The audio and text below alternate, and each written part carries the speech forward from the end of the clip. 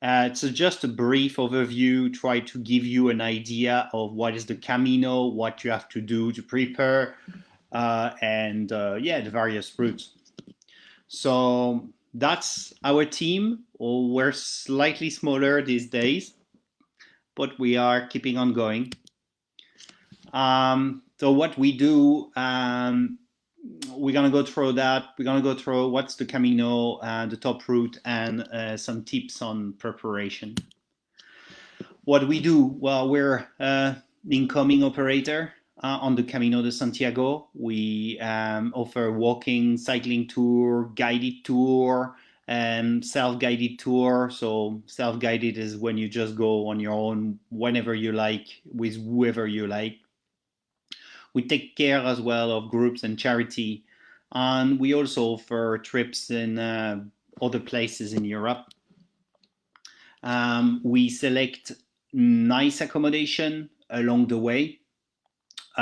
We don't really offer dormitory and youth hostel accommodation. It's generally more about nice farm stay, nice hotels, accommodation. We also offer you transfer of your luggage from door to door. So you just really literally walk with a small backpack. We have a 24/7 assistance. So if there is any question, any problem along the way, we are here to answer your queries. We can do it over the phone, but we have also a WhatsApp service, so you can just send us message on WhatsApp, and we just help you answering and helping your on the route. Walking or cycling, well, it's a question of preference. It's also a question of rhythm. How many kilometers you want to cover, and how do you want to cover it? Well, I like if I like to walk, I like to cycle. When you walk, you meet people. Generally, you have time to talk as you walk. When you cycle, well, you can cover a lot more kilometers during your day, but it could be a little bit more sporty. For family, I often recommend the cycling option. You can basically do the same number of kilometers of a walker with a bike with kids and have the afternoon free. So, for example, if you do a day on the Camino, it's going to be about 20 kilometers on average walking. If you cycle 20 kilometers, it means that you will be busy during the day. So the afternoon with your kids or family, you can just enjoy the swimming pool, the garden, visit the town, etc. So guided or self-guided. We are mostly self-guided because I think the Camino is so good for self-guided adventure. So on a self-guided adventure, you basically take your breakfast at your hotel and you start walking. The Camino is perfect for that because it's really well marked. So there's no way, no reason why you would get lost or you would not be able to find the way. Moreover, we give you a sort of GPS map on your phone. It's a Google map basically, so it's very very easy to use. When you put it offline, it doesn't use data at all, so it does not, you don't pay for it. It's compatible on Android and on iOS, Apple, so it's absolutely dump-proof. There's no problem, won't get lost with that. And in terms of the guidebook, we've converted all our guidebook in electronic book. So they work with your Google Play book, or with your Kindle book, or with, if you have an Apple, with the app for reading your book on it. So it's very very easy to flick between days and read where what you can find along the way, bars, restaurants, all of that. So for self-guide, it's perfect. Now some people like the company of others during the walk, and they like also a little bit of insight from the guide. So guided tour is generally a good option if you look for a bit of fun, a bit of experience with others, and having the company of the guide. All our guides are local, so they give you good insight on the thing to see along the way. Best time to go, top question. The most popular, I can't really say best time, but the most popular is for us, for our clients, is generally spring and autumn, fall. It's never too hot, never too cold, never too rainy. So April, May, June, and September, October are really the top months to go. Now, the Camino is mostly on the northwest of Spain, and the northwest of Spain is generally a temperature controlled by the Atlantic Ocean, and the weather is never really, really hot. I mean, in the top of summer in Santiago, the average temperature in Santiago is about 25 degrees. Okay, so it's not madly hot, but in summer there is sometimes some heat wave and could be really hot too for a few days. So it's your choice. Most popular spring, autumn. Um, the However, the big mass of pilgrim you can see is generally around July, August. It's also because there's a lot of Spanish coming and walking the Camino for a few days, so it brings a lot of people on the Camino. But um, in terms of accommodation, there's a little bit of everything for everyone on the Camino. You can really do a very, very cheap Camino on a shoestring by using the albergue. The albergue is this sort of network of hostel along the Camino. You come to this albergue, you pay your donation. It's between, let's say, 5 and 10 euro per night, and they give you a bed. The trick is it's on first come, first serve. So if it's on high season, you may have to walk to the next albergue if that albergue is full. There's generally on the Camino Frances, so the French way is the most popular. There's an albergue every 5 kilometers. Well, there is also other options. There is some nice little B&Bs. There is some 2-3 star hotel. There is also luxury of 4-5 star hotel along the Camino. And some of my favorite, anyway, when I go with my kids, is those farm stay accommodations. Those farm stay accommodation, we call them country cottage on CaminoWays website, and they have generally a maximum of 8 rooms, great garden, and in summer a swimming pool that is open. So it's really a good option to relax and to take it easy. Some of those accommodation are not always on the Camino, so that's the downside if you're looking for a real Camino experience where you're really in the middle of the pilgrim, go to the little bars and have a drink and have a chat and everything. Those accommodation, the country cottage, a bit far away sometimes. So, of course, you get picked up for free, but if you're on your own, you may prefer to stay in a normal sort of, hotel, maybe a 2-3 star hotel with your own bathroom in the center of town. There's always a lot of little cafe to go for a little drink. It's quite fun. And on terms of luxury accommodation, you may look for the Parador, Parador, Parador. They are amazing accommodation in old castles and monasteries, and they've been all made up as luxury hotel, really, really beautiful places, full of history, and that also correspond to our 3 offers. So we have an offer standard, which is normal, nice hotel with a bathroom, of course, every night. Country cottage, the farm stay, and the superior accommodation for 5-star hotel. And we include always a Parador when it's available. The ways, there is as many ways as pilgrim. Every pilgrim start from their doorstep, So we offer a large the large we have a large offering of ways, but there's many more. But we offer about 16 ways, all going to Santiago de Compostela.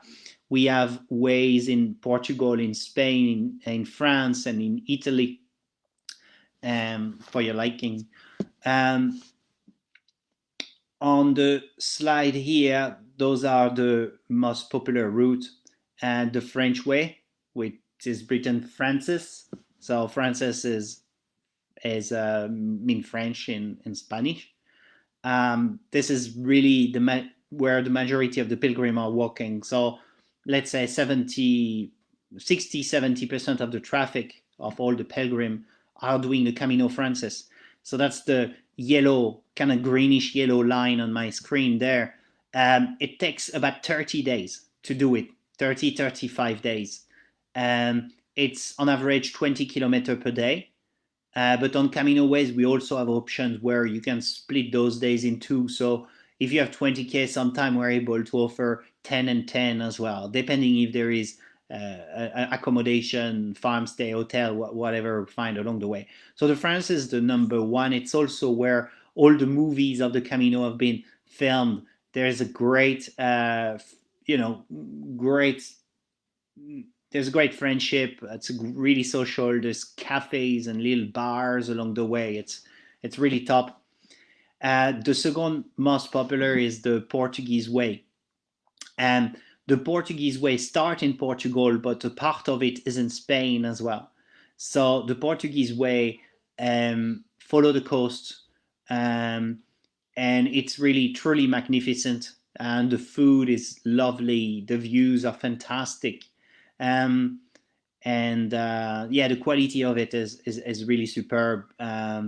So the Portuguese got more and more popular because of the coastal aspect to it. Continuing on the most popular, and also another coastal one, is the Northern Way. It's called Norte on my screen. It's the blue one on the top. So the Norte starts in San Sebastian, follow the coast up to Oviedo, and then reach Santiago de Compostela. From Oviedo, you can see on my screen, it goes inland through the mountains of the Primitivo. It's the kind of original Camino. When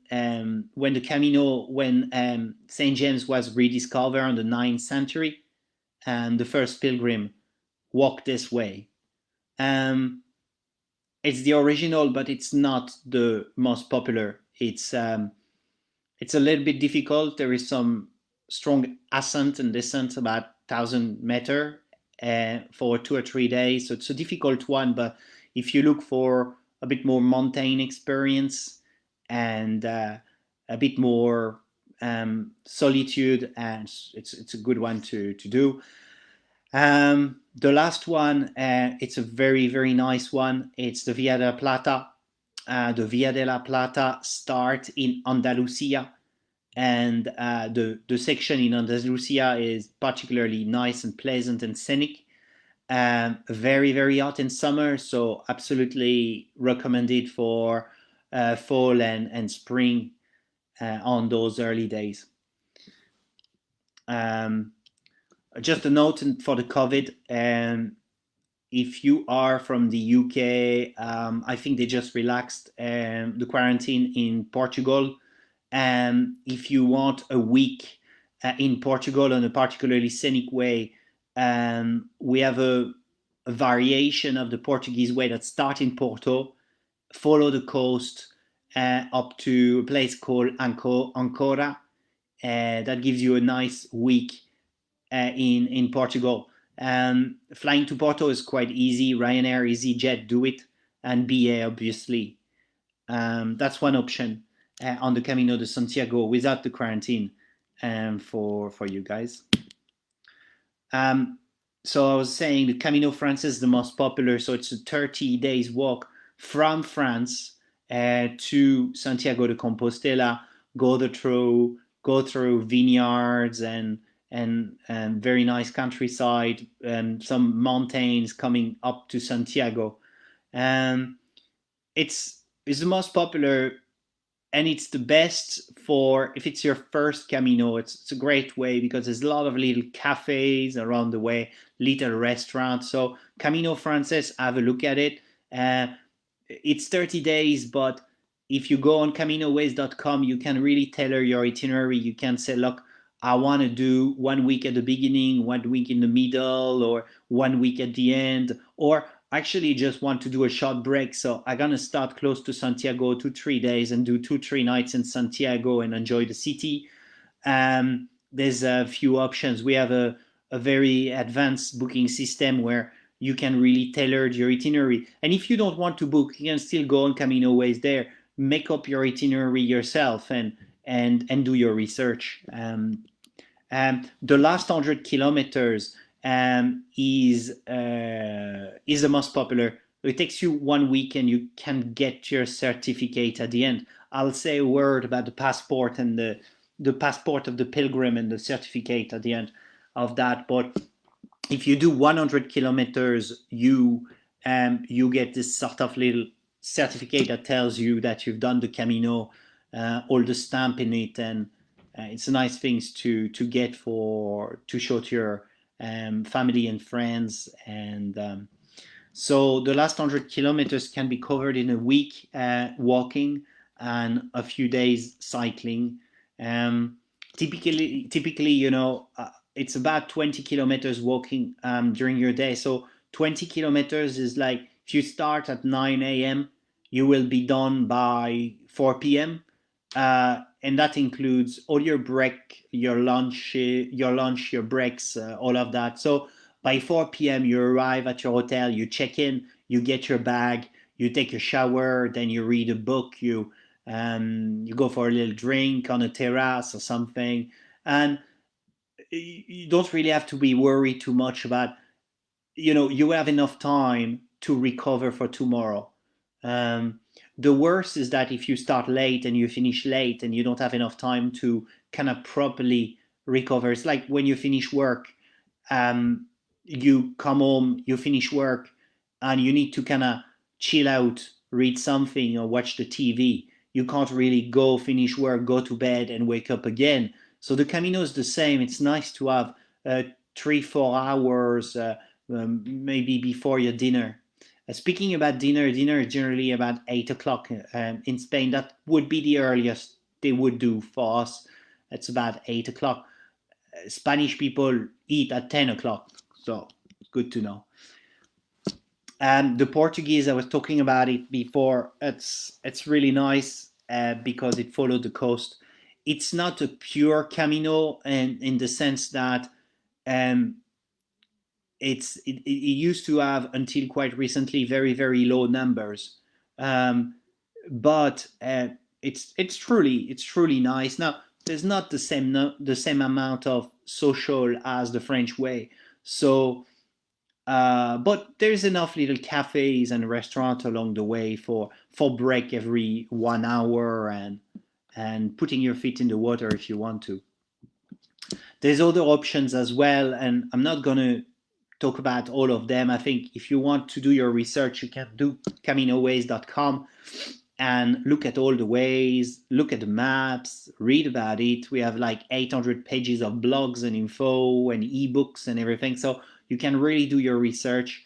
But I wanted just to say a word about the Finisterre, because if you want to do a little bit more, or if you want to do something a little bit different than the other, you can just go to Finisterre. Finisterre is the end of the world. It's the last place that the old sage thought the world would stop.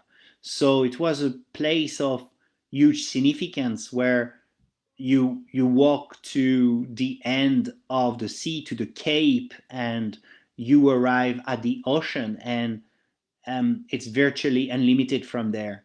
So that's a lovely 4 day walk from Santiago. So could be an extension or could be just by itself.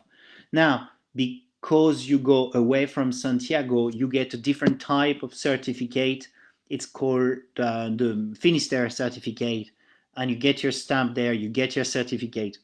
And if you want to do 2 more days to Mushia, you get another certificate, the Mushia certificate.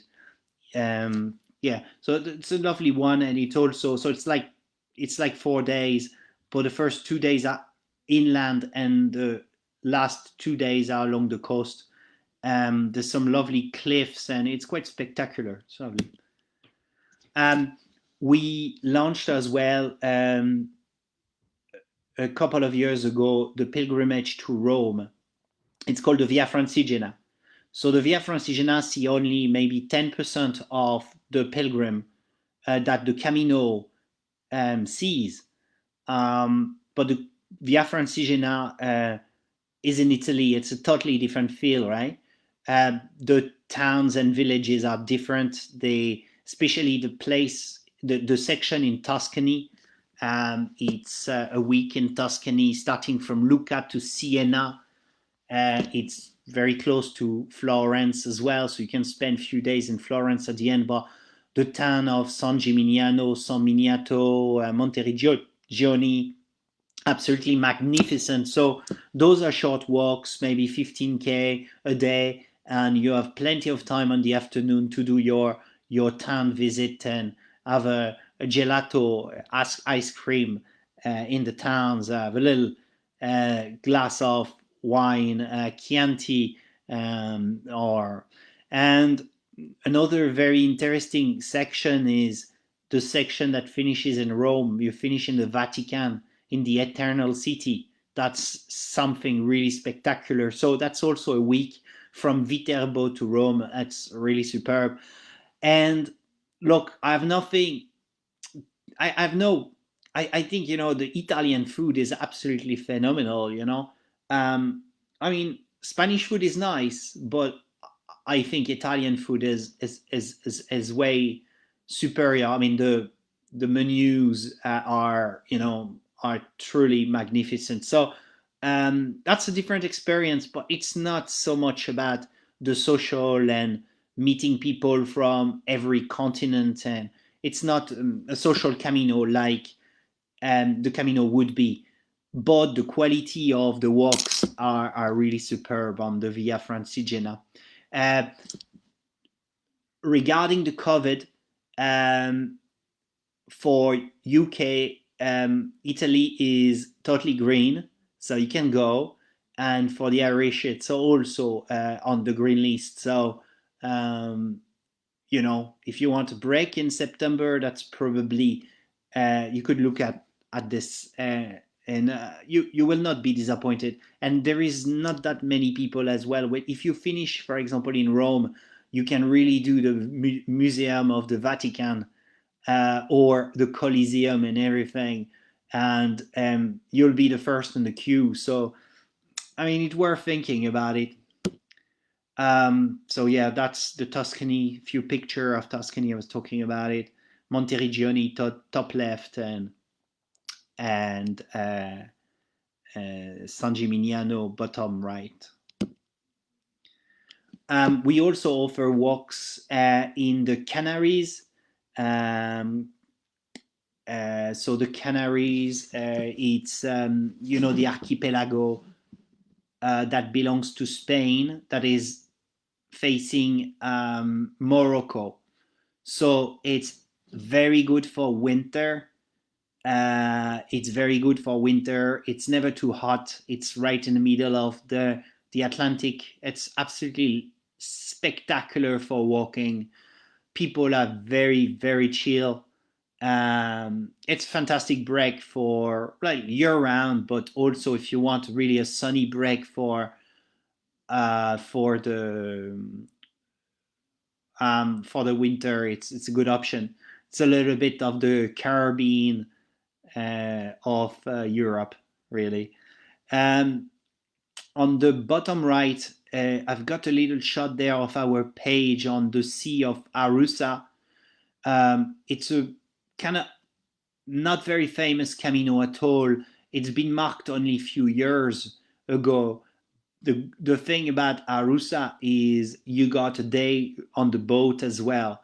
So you start close to Pontevedra, you do your 2 3 days walk, You got a couple of hours on the boat along the river of the Arusa, and you finish your days at Santiago de Compostela. And even though there's a boat, you can still get your certificate. Well, what to pack? If you do the Camino on your own, you probably need to get a one season sleeping bag. Why? Well, the if you stay on albergue, one season sleeping bag, the albergue are warmed enough, but you just need for comfort a little sleeping bag, like you would have a blanket. Some albergue give blankets as well, but I just think for personal hygiene, you'll feel better if you have your own little sleeping bag. A light little thing would be perfect anyway. Um, and if you travel, like if you carry your bag and you go from albergue to albergue, so the hostel to hostel, I'll say you probably need a 40 or 50-liter bag to bring everything with you. You can wash some clothes in albergue from place to places, so you don't have to be mad and say I'm gonna take 30 t-shirts because there's 30 days, and you, you know, 3 or 4 t-shirts is probably plenty. If you travel with a company like CaminoWays, we transfer your bag, so you basically just take your a little picnic with you on your bag, a little rain jacket. We never know, and sun cream and hats, and that's pretty much it. We'll bring you back to the next place. Um, and yeah, it's pretty much it. Don't forget your camera. Um, Now, in terms of the tips, well, when we say pick the right route, it's like there's many caminos, but there is some nice section finishing in Santiago. So you need to think, do you want to see Santiago? If you want to see the city and get your certificate, then okay, take one of the last 100K. So you do 1 week and you finish Santiago. If you don't care about seeing Santiago or not, there's some other option that you can get. So like a bit more mountainy or through the Rioja wine region. It's really nice. Or the Basque region has a really very specific and very colorful culture. Uh, yeah, you need to prepare for your Camino. You need to practice. I mean, you need to be able to do 20 kilometers comfortably. So it means you need to be able to um, walk without having problem with your feet and being able to do it over and over. But generally, my experience is that if you're able to do 2 days in a row, you'll be able to do your week, really.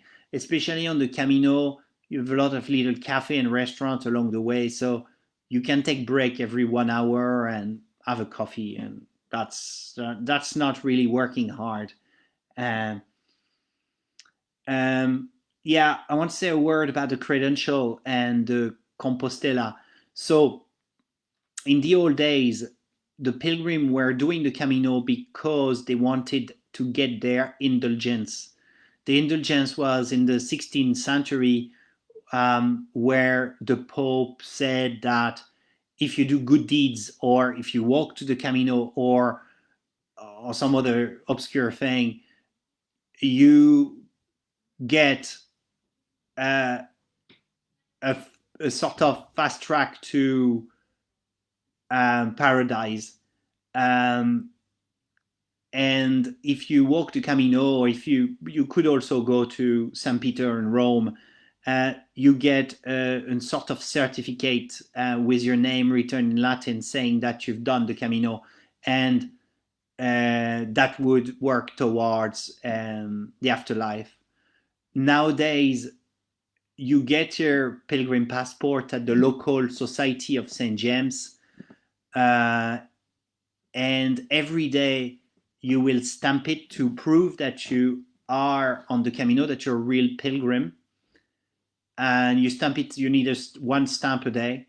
And they're actually really lovely stamp. Each parish en route Each town has a different stamp with the name, and it's a bit artistic. And when you arrive in Santiago, you show that you've done more than 100K, that you walk the Camino, and you get your sort of diploma, a certificate at the end.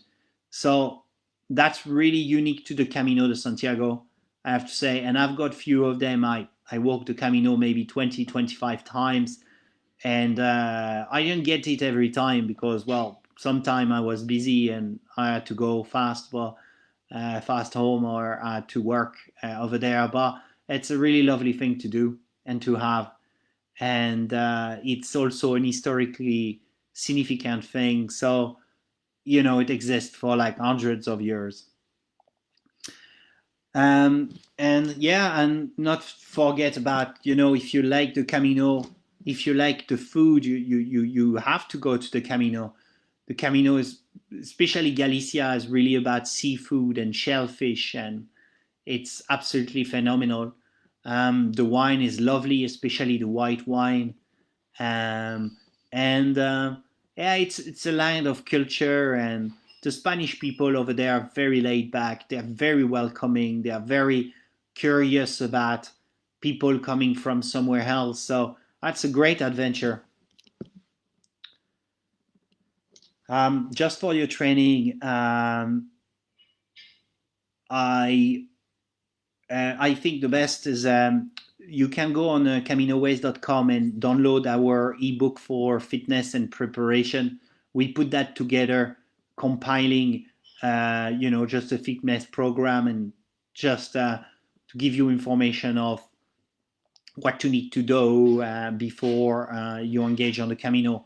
But so how to get the ebook? You just do CaminoWays.com, okay? And on the top right, you will see there's a little search, a magnifier. So you click on the top right on the magnifier, and you type ebook.